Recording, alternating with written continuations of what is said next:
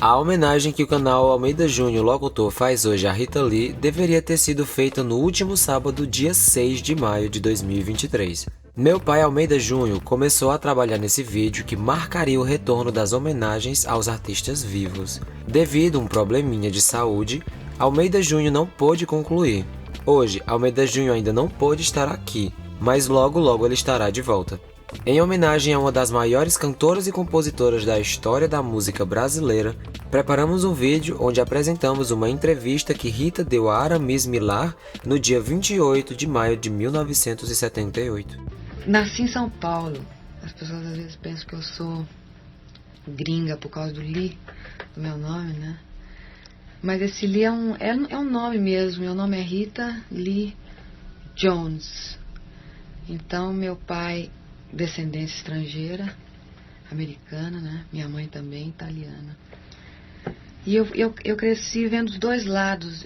Eu cresci no meio de uma coisa bem distinta, que era meu pai e minha mãe. E os dois também com uma formação completamente diferente um do outro. Minha mãe católica, aquela coisa de italiano, aquela coisa de família, de mãe, de carinho, de perdão, sabe, essas coisas. E meu pai, uma pessoa assim, pagã, sabe? É uma pessoa forte, brava, sabe? Muito bravo, porque ele é descendente de índio, sabe? Então ficou uma coisa boa. Depois eu percebi, eu não entendia muito bem quando era criança, não. Esse lance todo me confundia um pouco. Mas aí quando eu cresci, eu achei ótimo ter os dois como pai, sabe? E tenho duas irmãs. Aí eu estudei, até fiz comunicações. Meu pai queria que eu fosse dentista.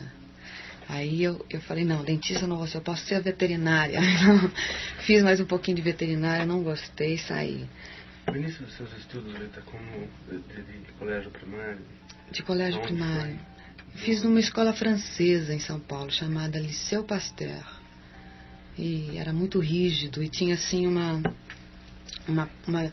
grande diferença de tratamento com os franceses e com os brasileiros. Sabe aquela coisa de escola francesa pesada? E foi bom, era bom, era bem rígido mesmo o lance todo, desde o uniforme que tinha que ter até...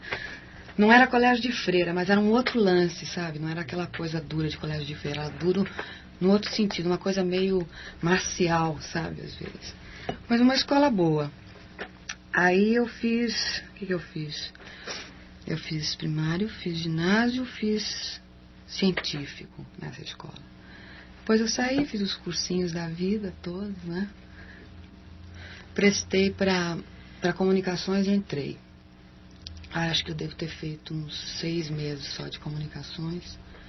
Aí saí porque eles mal se comunicavam comigo. Eu falei, como? Comunicações? Aqui? Então logo. E eu já estava com os Mutantes naquela época, né? Essa época toda, desde o ginásio, foi no ginásio que eu me dei um clique assim de música, né? Que minha mãe tocava piano. Músicas italianas, oh sole mio, né, aquelas coisas. E meu pai gostava de música caipira brasileira, daquelas Inesita Barroso, tudo, ele curtia esse lado, né? E na época do ginásio apareceu Elvis Presley, né, no lance, e eu não podia escutar disco em casa.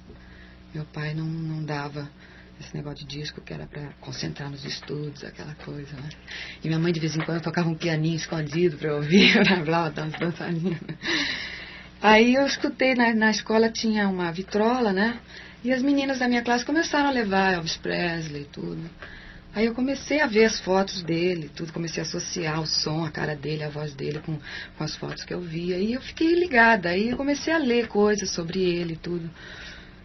O jeito que ele mexia os quadris, né? Elvis the Pelvis. Eu falei, nossa, que loucura, né? Deve ser ótimo, não sei o quê.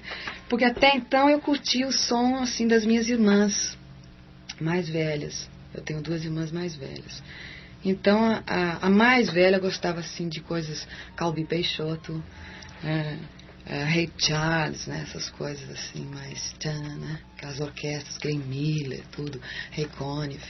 E minha outra irmã... A Virginia Lee também. Minha outra irmã chama Mary Lee, mais velha. A Virgínia curtia, assim, Dolores Duran, uma coisa mais romântica, Connie Stevens, Connie Francis, aquela coisa bem apaixonante, Frank Avalon, né? E daí, quando pintou o Elvis, eu falei assim, olha, não é nenhuma nem outra, eu vou ficar com esse aqui que apareceu, né? Comecei a fazer um grupo de meninas na escola onde eu estava, no ginásio ainda, e chamava Teenage Singers. Aí eu falei assim, eu tava pra me formar de ginásio, né? E tinha aqueles lances de baile de formatura, de vestido, que as meninas ficavam loucas e só falavam nisso no último ano, né? Aquela coisa toda. E o colégio levava a sério demais esse negócio de baile.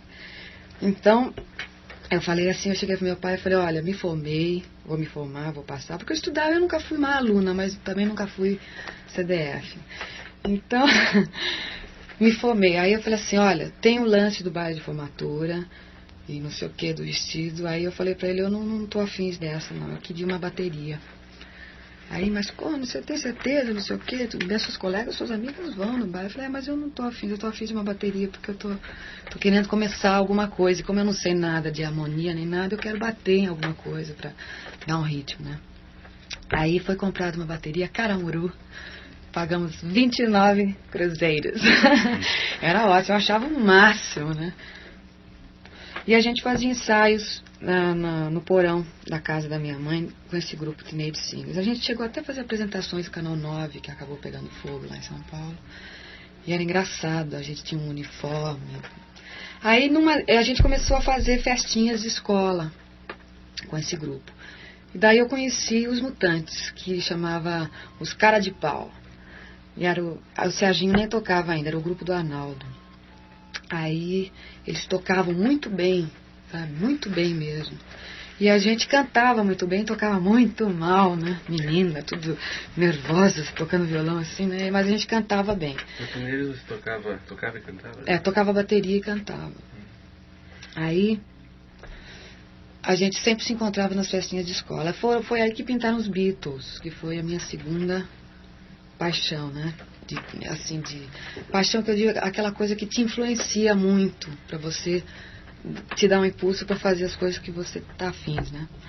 Então, quando apareceram os Beatles, eu comecei a prestar mais atenção em letras, em harmonia, em construção melódica, porque eles ofereceram tudo isso, e mais aquele visual louco, de cabelo comprido, de revolucionar mais ainda que o Elvis, né? 4 meninos lindos, aquela ideia de grupo mesmo pra valer, né? Com som e tudo. Aí eu me liguei em contrabaixo. Passei da bateria pro contrabaixo, né? Tocava mal, que era um horror, mas eu me achava ótima. e continuava fazendo parte, assim, de outros grupos, tudo. E aí a gente resolveu unir as Teenage Singers com os Cara de Pau. E formamos um grupo chamado Os Seis. E então era Arnaldo, Rafael, Pastura, quem mais? Sueli, eu, Jim, Beatriz, era uma porção de gente, né? As meninas e os meninos, né? Aí a gente foi fazer o primeiro Jovem Guarda. Porque o Roberto Carlos vai começar um programa aí, não sei o quê, mas a gente não curte o Roberto Carlos, não sei o quê, a nossa outra. Vem já revoltar, rebeldes já naquela época. Né? Não, mas não sei o quê, mas a gente vai fazer. Aí falaram pra gente que era bom fazer, então a gente foi, né? Então tocamos uma música chamada Suicida,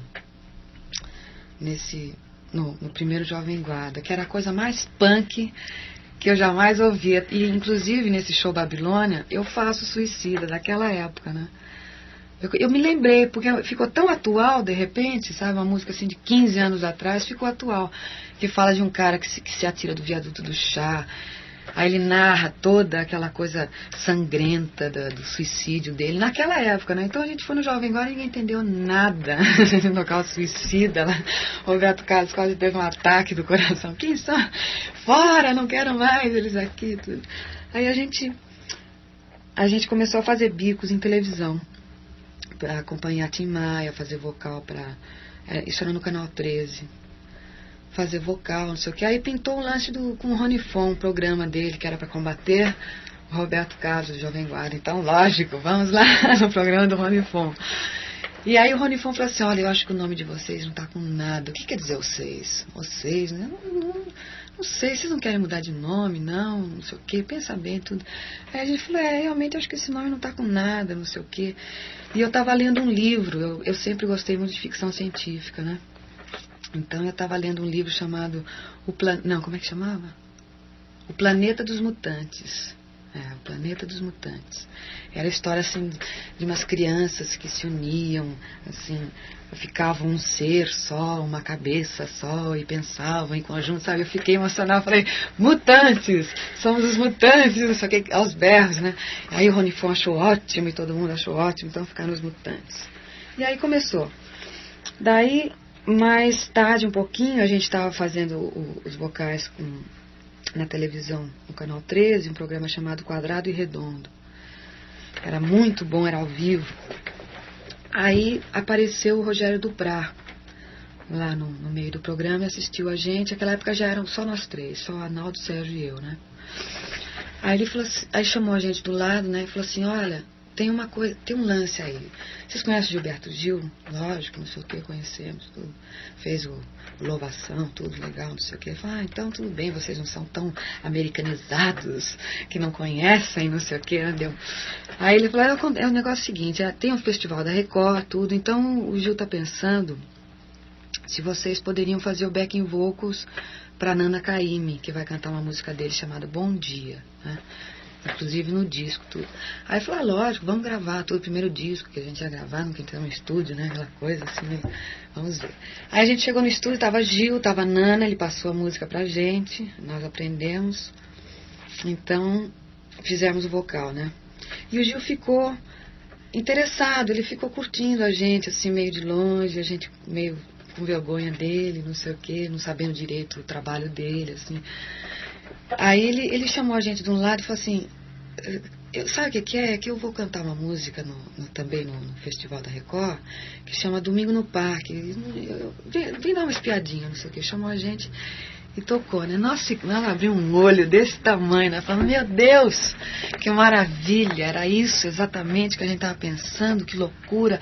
Foi um Beatles. Para mim foi de novo, assim, aquela coisa que motiva a mudar, né?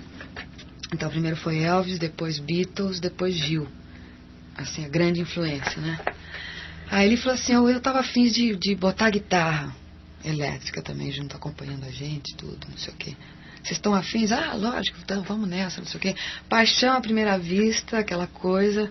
Aí eu já comecei, quando a gente começou a frequentar os ensaios da Record, é uma barra pesadíssima, eles tinham ódio de guitarra elétrica, sabe? Então tinha aquela patotinha assim que tava fuzilando o Gil de ódio, mas como, mas não sei o que, quando a gente começou a ensaiar com as guitarras, né, eles queriam matar. Então formou uns abaixo-assinados para tirar a gente de lá. Eu tava um clima péssimo, tava aquela MPB super radical, tudo, né? E o Gil com a cabeça de sempre, querendo abrir, querendo já ampliar as coisas. Por que não uma guitarra elétrica, né? E a gente também, por que não a gente fazer um festival de música brasileira, né? Então foi aquele lance. Aí eu falei, então já que é pra valer, vamos começar a fazer coisas absurdas, né? Começar no roupa, tudo. E foi aquele lance todo. Essa época de festival foi bem Mutantes, né? Dessa fase toda que você contou, onde começou a entrar a profissionalização? Deixa eu ver. Foi no Tropicalismo dos Mutantes, quando a gente começou a gravar o primeiro disco da gente, né? Que a gente viu que tinha um lance todo, um trabalho todo grande, não era tanta brincadeira assim como a gente pensava, porque se a gente fizesse um disco, a gente tinha faixas assim com tempo determinado, tinha que dizer algumas coisas, então a gente tinha que se preocupar com letra. Então a gente ficou mesmo levando a sério mais esse lance a partir do momento que a gente começou a compor músicas, né? Que foi dentro do Tropicalismo. Aí ficou mais profissional a partir do primeiro disco, uns shows aí. Fala um pouco sobre esse disco. Tá correndo bem, né? Legal. Sobre esse primeiro disco dos Mutantes, a época e dá uma ideia já. Ai, olha, você sabe que disco eu não me lembro de nada. Você sabe que eu nem me lembro dos discos que eu fiz com os Mutantes? Não me lembro mesmo. Esse primeiro... como é que era? Era Mutante só. Era uma capa verde. Eu gosto muito desse disco. É um dos que eu mais gosto. Depois teve... Foi quando, Rita? Foi em 69. 69. Aí eu me lembro que Elis Regina... A gente estava sendo empresariado por Marcos Lázaro. Elis Regina ficou doente, não podia fazer uma temporada no Olympiade de Paris. Aí mandaram a gente pra lá, os Mutantes. Olha que loucura. Mandaram os Mutantes pra lá. E a gente estava terminando o segundo disco, que tinha o Ando Meio Desligado. Que eu estava de noiva na capa. Aí, que época que foi? Foi 71. A gente foi pro Olympiade.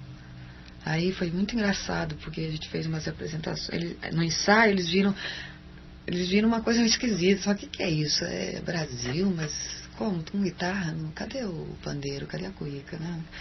Mas como? Aquela menina ruiva no Brasil? Que isso? Aí eu falei, bom, a gente tem que dar um jeito de passar que é brasileiro, que o Brasil é isto também, né? Por que não? Aí eu me vesti de baiana. Me vesti de baiana. O Arnaldo se vestiu de cangaceiro. O Sérgio se vestiu de índio. O Dinho se vestiu de, sei lá, de Zé Carioca. Eu sei que a gente resolveu, à base da fantasia, também passar um lance. E daí a gente pegou músicas, fez uma seleção legal, bate macumba, umas coisas mais do gênero, mas que não perdia o beat que a gente tinha, né, que era nosso. Então a gente não ia cantar bossa nova e coisas assim. Foi legal, a Lampião foi ótimo. Daí a gente fizemos Midem. Midem foi 71 também, foi logo depois. Fizemos Midem, aí fizemos uma temporada no Teatro Vilaré, em Portugal, com Edu Lobo. Foi em 71 também. Aí, que mais? Aí a gente chegou a voltar em 72 para Paris, fizemos um disco lá, que não saiu, porque também ninguém entendeu nada. A gente resolveu fazer um pupurri dos discos. A gente tinha 2 discos gravados no Brasil, então fizemos uma mistura deles em francês, né, para lançar lá em Paris, e não saiu, porque a gente não estava preparado também, né, para fazer nada lá. Era muita loucura. Teve Mutantes no País do Bauretes, teve um disco, eu não me lembro das datas, sabe, que foram lançadas, mas teve a Divina Comédia, né? A Divina Comédia, que foi muito engraçado. Que mais que teve? Teve um disco de capa branca que chamava Hoje é o Primeiro Dia do Resto da Sua Vida, que tinha, eu fiz o desenho da capa, sabe? Eu fiz me olhando no espelho assim, ia desenhando, e saiu a coisa mais torta que eu já vi na vida. Aí eu falei, não, essa sou eu mesmo, porque eu tô me vendo assim, né? Aí foi a capa do Hoje é o Primeiro Dia do Resto da Sua Vida. Na época dos Mutantes era bom, a gente não fazia sucesso nacional, não, sabe? Porque também a gente nem estava querendo, a gente tratava mal repórter, a gente não levava a sério entrevista, sabe? A gente não achava, também, sabe? Eles são muito velhos, a gente vivia pichando, assim, tipo um ódio de família, porque todos nós éramos obrigados a estudar, sabe? Eu só parei de estudar, quando é que eu parei de estudar? Mesmo 1 ano depois que eu saí dos Mutantes. Eu fiz Mutantes inteiro estudando, então era muito dividida a coisa, sabe? Eu fazia mais numas de brincadeira, de passar o tempo, de achar que vida boa, não sei o que, sabe? E essas eu ia estudando. Quando eu saí do estúdio para fazer mesmo lá, eu saí dos Mutantes, sabe? Saí de tudo, fiquei 9 meses vendo o que eu queria fazer. Foi que época? Foi em 72, 73, por aí. Depois que eu saí deles, eu fiquei 9 meses compondo, escrevendo. Aí eu vi que eu tinha que fazer música, que era o jeito que eu mais... Era o jeito que eu mais curtia a vida, era fazendo música. Mas ao mesmo tempo eu sabia que existia toda uma luta, existia assim um trabalho que eu tinha que encarar, assim, numas de levar a sério a coisa. Seria o meu trabalho, a minha vida boa, tudo junto, né?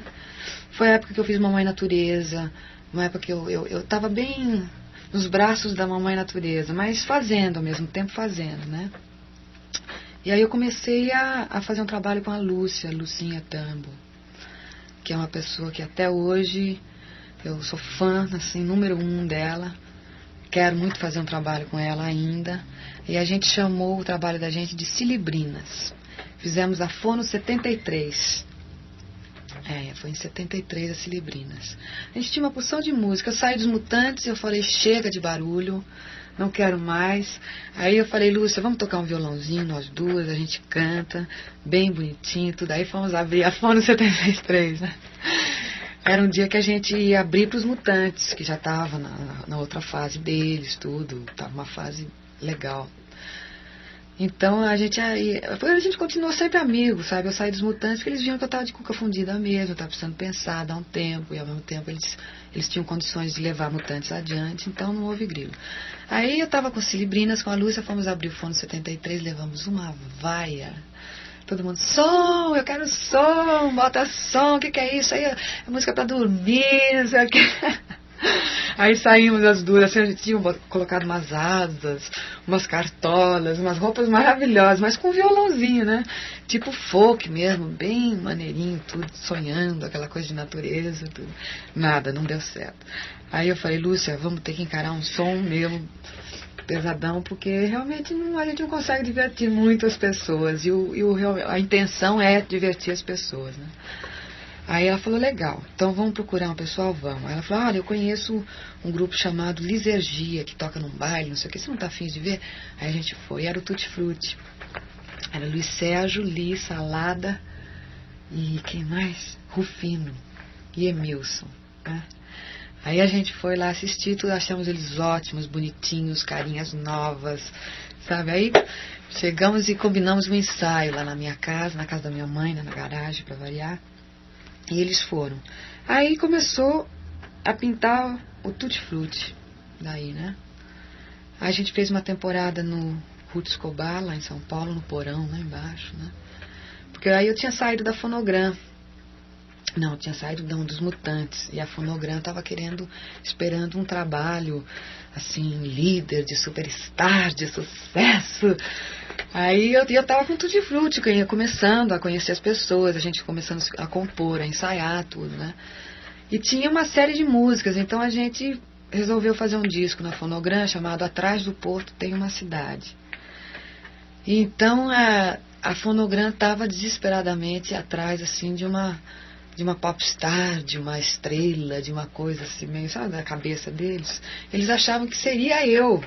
Aí eu falei, olha, meu lance é grupo, eu saí dos Mutantes para fazer um outro grupo. O meu lance é grupo, é um trabalho que eu mais curto, não sei o que. E eles viram, assim, um disco, não deram a maior força pro disco. Eu acho um disco ótimo, sei lá, sabe? Eu acho puro, é inocente, é puro, é bem o começo. E não deram a maior força, chegaram a tirar de circulação esse disco, sabe?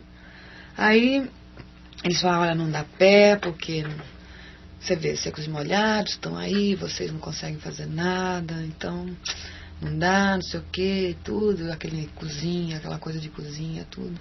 E 73, não, 74 já.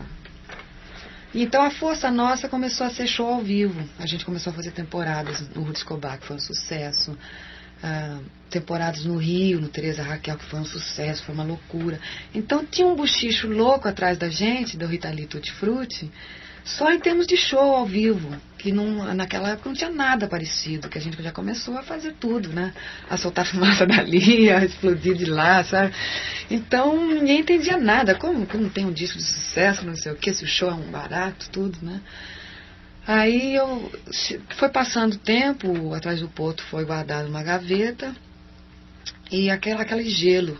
Aí eu cheguei lá pro André Midani e falei, olha, realmente não tô afins, assim, de vocês me maltratarem, maltratar o Tutti Frutti, sabe? Não acho legal isso de vocês, acho que vocês não estão entendendo a gente, nem a gente está entendendo o lado de vocês, então acho melhor desligar o lance, né? Aí eles falaram, tudo bem, porque a gente já contratou mesmo o João Ricardo, que saiu dos Secos e Molhados, e vai fazer o maior sucesso, então nós não precisamos de você. Sabe aquela coisa mesmo de, já vai tarde. Eu falei, legal, vamos ver quem é que ganha, tipo, estou ofendida, agora estou ofendida.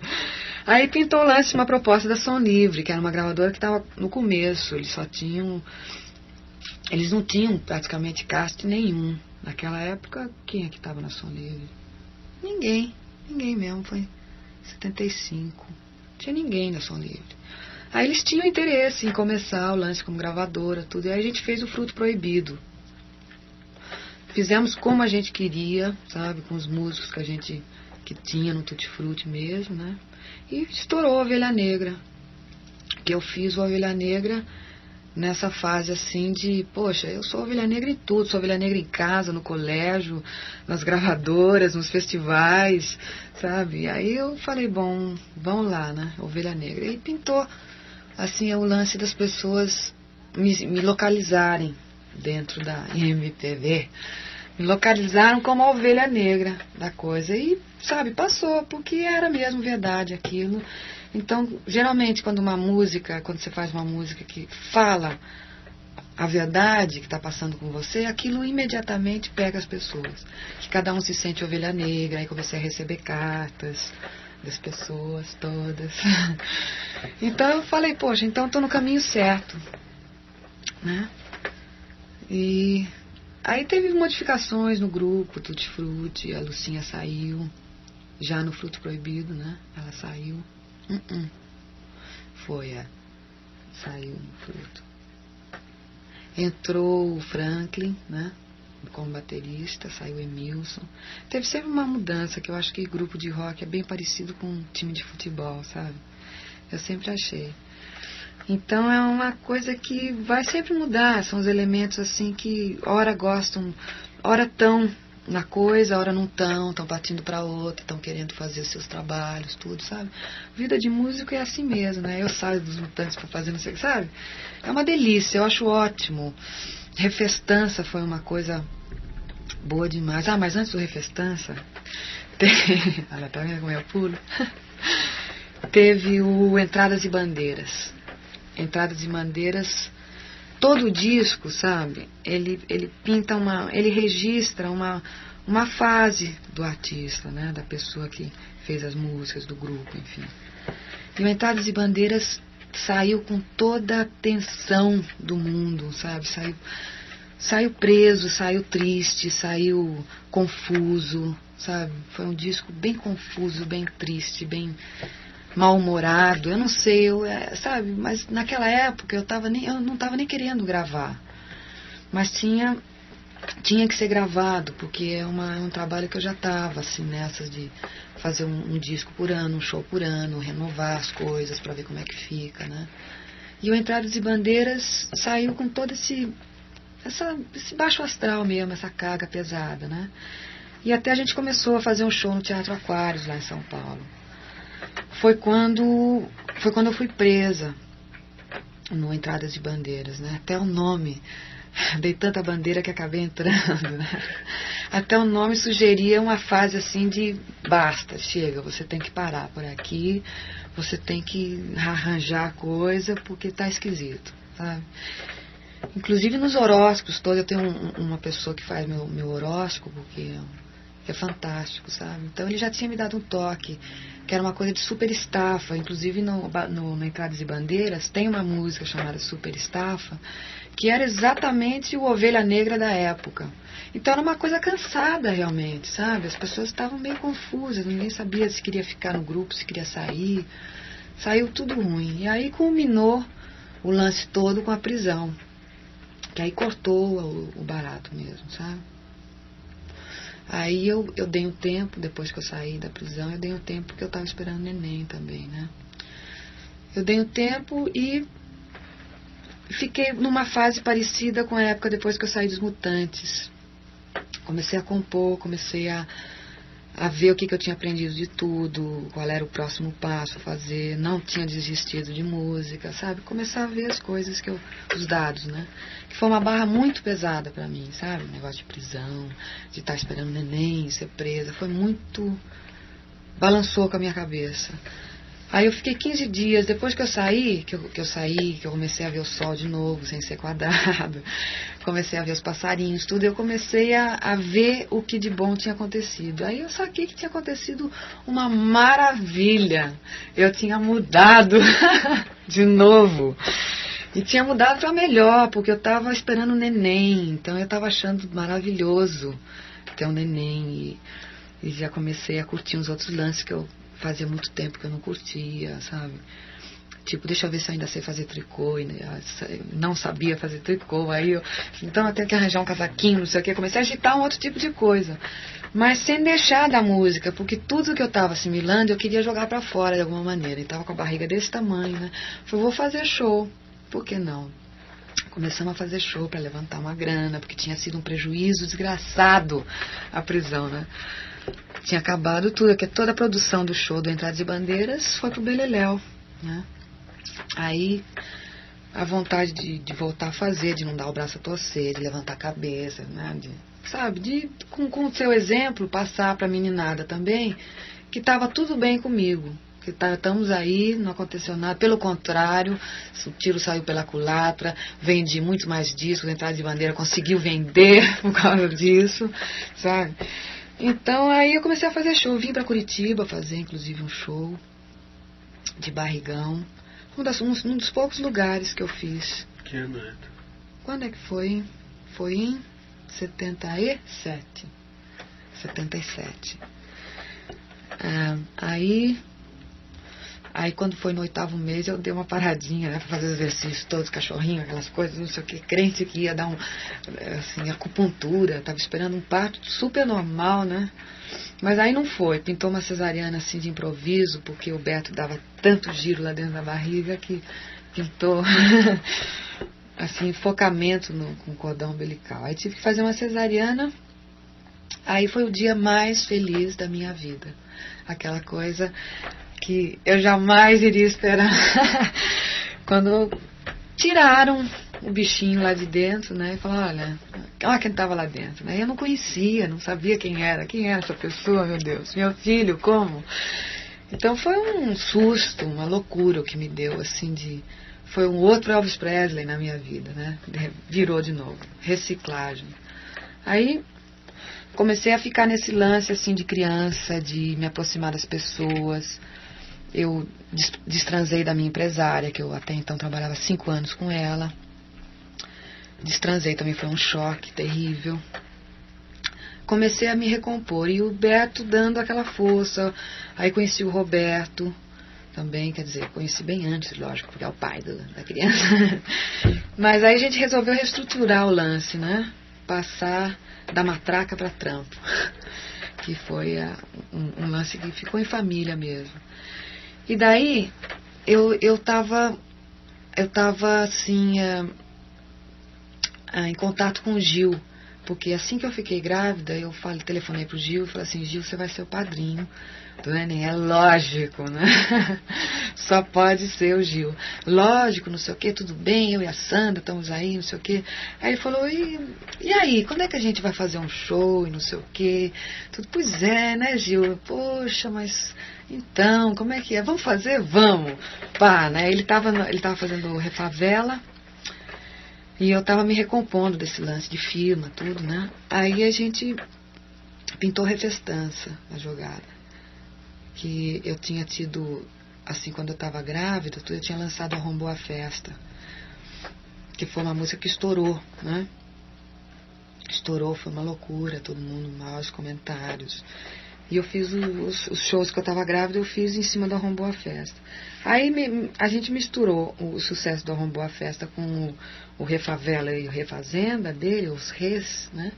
E botamos mais um, Refestança, né? Que foi ótimo, foi uma delícia. A gente fez a união da equipe, das equipes dele. Fizemos a união das duas bandas e fizemos a nossa união no palco. Então foi uma coisa tão bonita, sabe? Que a gente teve muito prejuízo mesmo nesse show, monetariamente não foi lá essas coisas, mas a tesão, sabe? De fazer o show, de fazer acontecer, foi uma loucura. A gente fez mais pelo norte, sabe? Foi um sucesso fantástico. O disco ao vivo ficou legal, né? Não registrou tudo, toda a Refestança, né? Porque era um show bem grande, tudo. Registrou uns momentos legais também, o Gil cantando Ovelha Negra. Foi ótimo, foi foi tão gostoso, foi tão gratificante, foi, sabe, deu um novo impulso, tudo, sabe. Aí a gente começou a fazer o Babilônia, né, uma equipe nova, porque quando eu mudei da equipe antiga para nova, também teve um novo ânimo na coisa, sabe. O pessoal que faz o Babilônia agora é uma coisa muito unida, está cada vez mais unido, sabe. É um pessoal que se não tivesse essa equipe toda, são quantas pessoas? 19, 20? 17. Se não tivesse essa equipe unida do jeito que está, cada um super profissional, o carinha da luz, sabe, o Nelsinho que entrou, sabe, uma luz da pesada, Wagner Baldinato segurando o som, então, sabe, Carlinhos e Wellington, Wilson Wagner, então a equipe toda, sabe, reestruturando e tudo na mesma, vamos fazer o Babilônia. Aí de repente, sabe, fizemos um disco que pra mim foi o melhor disco que eu fiz até hoje, sabe, foi, e tudo dependendo disso, dessa coisa, desse apoio, das pessoas virem e falar, vamos levar pra frente, vamos tocar. Então, poxa, sabe, hoje em dia o Babilônia tá ótimo, sabe, eu tô curtindo demais essa fase, é uma fase assim, altos apes, sabe, comecei a compor pras pessoas, frenética, sabe, aquela coisa de aparecer música dentro de você ter o que dizer, então Ney, frenéticas daqui, eu sei que tá ótimo. E o Babilônia aqui em Curitiba foi fantástico. Trabalho da Globo? Televisão, eu não curto muito televisão, não, pra falar a verdade, é uma coisa que eu procuro aproveitar a televisão antes que ela se aproveite de mim, né? Então quando eu lanço um disco, assim, por exemplo, eu faço uns Globos de Ouro, eu faço um Fantástico. Eles dão uma chamada na televisão, eu acho que é suficiente. Eu não gosto de televisão, não. E trilha de novela? Trilha de novela eu curto. Eu gosto assim do Guto, da Som Livre, que é uma pessoa que eu curto muito. Eu consigo separar ele da gravadora. Então ele é muito mais meu amigo do que meu produtor, o Big Shot da Som Livre, sabe? Então é uma pessoa que ele chega e fala assim, estás afins de fazer um lance que vai acontecer isso assado, que você vai atingir tal classe. Então ele me mostra um mapa todo do que eu posso conseguir com músicas de novela, né? E eu achei legal, dá uma grana legal, eles pagam bem, divulgam. Quer dizer, eu não acho que eu me violente, sabe? Que tem muita gente que se recusa, acha que novela é uma apelação e que não sei o quê. Eu acho que não, é mais um jeito, um meio de você divulgar o teu trabalho. O que eu quero mais é divulgar o meu lance, né? Quero mais é encher os teatros do Brasil. Então, nada melhor que a televisão. O que você fez já em termos de trilha? De trilha? Deixa eu ver o que eu fiz, deixa eu ver se eu me lembro. Teve esse tal de rock and roll, de uma novela chamada Bravo. Agora Só Falta Você, também da mesma novela. Não era chamada, não. Eram músicas que estavam no disco da novela. O que mais? Fiz o Casarão. Não, o Grito. O Grito, né? Ovelha Negra? Não, era? Não, era Num Apartamento, no Grito. Que era uma música, uma novela que passava no apartamento lá em São Paulo, tudo aí. Eles acharam que a música tinha tudo a ver. Aí foi. Aí fiz... O que mais que eu fiz? Pulo do Gato? Fiz o Pulo do Gato. Fiz o Ambição, né? O tema do Herculano Quintanilha. Essas eu já... O Ambição e o Eu e Meu Gato, eu não fiz pra novela. Era do Babilônia, as duas. Mas aí o Ambição tinha que ser soltado muito mais tempo, que a novela, a trilha tinha... Então eu tirei do disco, era pra ser do Babilônia a Ambição, né? Aí eu tirei do disco e dei pra novela. Mas o Pulo do Gato, não. O Eu e Meu Gato, eles ouviram a música e falaram, pô, tem tudo a ver com a novela, não sei o quê. Aí, tudo. Mas eu não fiz pra novela, não. Eu fiz pro Babilônia. Só o Te Contei eu fiz especialmente pra novela. Foi legal. A Soninha Bonier gravou. Eu achei legalzinha a música. São 4h15. Opa. Dá mais um tempinho? Mais um tempinho, né? Como você vê a música brasileira hoje, Rita? O teu lado da coisa, o teu estilo e os outros? Eu acho que a gente não está atravessando um período de definição assim exata do que é a música brasileira, como foi a bossa nova, né? O tropicalismo, a própria Jovem Guarda, tinha aquele rótulo, né? Aquela coisa. Eu acho que hoje não está tendo nenhum movimento definido, que eu acho muito bom, porque eu acho também que o papel do cantor mudou, ele não é mais o guru, ele canta o que o povo quer. Então ficou uma troca, ficou uma inversão. Eu acho que está muito bom, tem pessoas fantásticas aparecendo por aí, eu gosto de todo mundo. Eu acho que o som e o sol nasceram para todos. Então eu não sei, eu não acho que...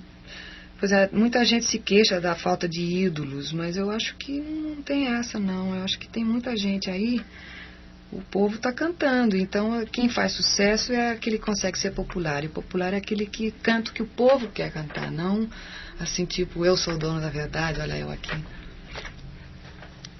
Sabe? Eu acho que está ótima a música brasileira. A música brasileira hoje está ótima. Hoje em dia não tem aquela coisa tão radical como era na época dos Mutantes, de não se permitir uma guitarra elétrica, entende?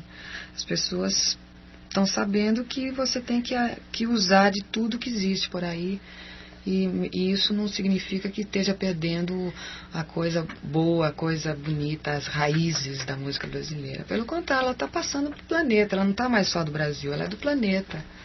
E isso é que eu entendo como música brasileira. Eu não quero fazer música brasileira, sabe, usando as coisas africanas, que na verdade é africano, samba, as coisas que se dizem brasileira. Eu quero usar uma cuíca passando num sintetizador, eu quero modernizar a coisa, sabe, é só isso. Quer dizer, quando dizem que faço rock, eu acho que o rock é exatamente isso, é você adaptar a música a essa instrumentação. A tecnologia, eu acho que é esse lance, que é uma coisa internacional, não é nem estrangeira, né? É uma coisa que um fotógrafo, ele quer tirar uma fotografia boa, então ele tem que usar uma câmera japonesa ou sei lá das quantas, mas é estrangeira, sinto muito. Eu tenho que usar uma guitarra estrangeira, não tem aqui tão boa quanto, e eu quero fazer melhor. Sabe? Se pintar uma brasileira, tudo bem, mas até que me provem, eu compro lá.